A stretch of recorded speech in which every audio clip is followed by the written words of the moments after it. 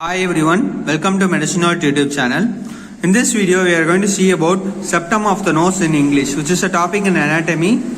Now the introduction. The nasal septum is made up of osteocartilaginous part between the two halves of the nasal cavity. It is made up of both bone as well as cartilage. So it is known as osteocartilaginous part between the two halves of the nasal cavity. On each side it is covered by the mucous membrane. On each side of the cavity it is covered by the mucous membrane. The first I have said already that it is formed by bony as well as cartilaginous part. Now the bony part are vomer, perpendicular plate of ethmoid and its margin receives from the contribution of palatine, maxillary bone, nasal spine of the frontal bone and rostrum of the sphenoid. These are the margin and the contribution of the bony part for perpendicular plate of ethmoid as well as, and the vomer is the bony part of the nasal septum.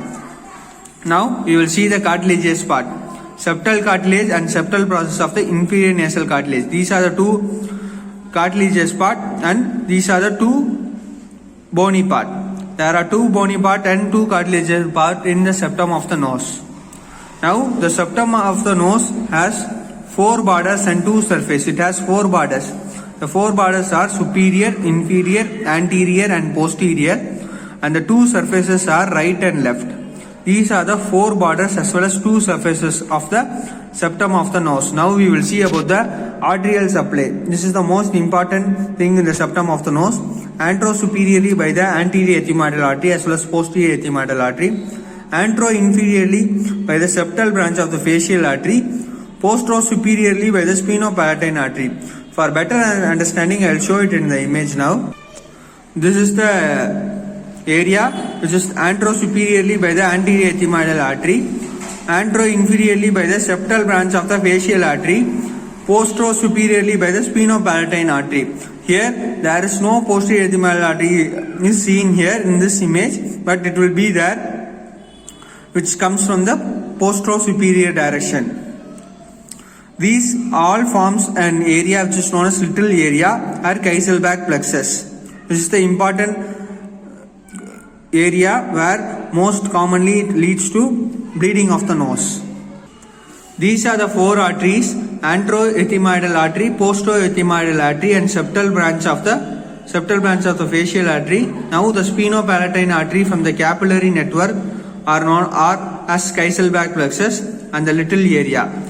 These four arteries unite together to form the little area as well as Kieselbach plexus, which is otherwise known as Kieselbach plexus, and this area is commonly caused for epistaxis. Epistaxis means bleeding of nose. Now we will see the venous drainage anteriorly to the facial vein, posteriorly to the sphenopalatine vein. And the lymphatics are anterior half by the submandibular lymph nodes, posterior half by the retropharyngeal lymph nodes and deep cervical lymph nodes. The nerve supply are general sensory from the trigeminal nerve, antero-superior by the internal nasal branch, postero-inferior by the nasopalatine branch, special sensory by the olfactory nerves. These are the nerves which supply the septum of the nose. Now I will show it in the image. The postero-inferior by the nasopalatine branch, as I said in the nerve supply, the olfactory nerve, which is the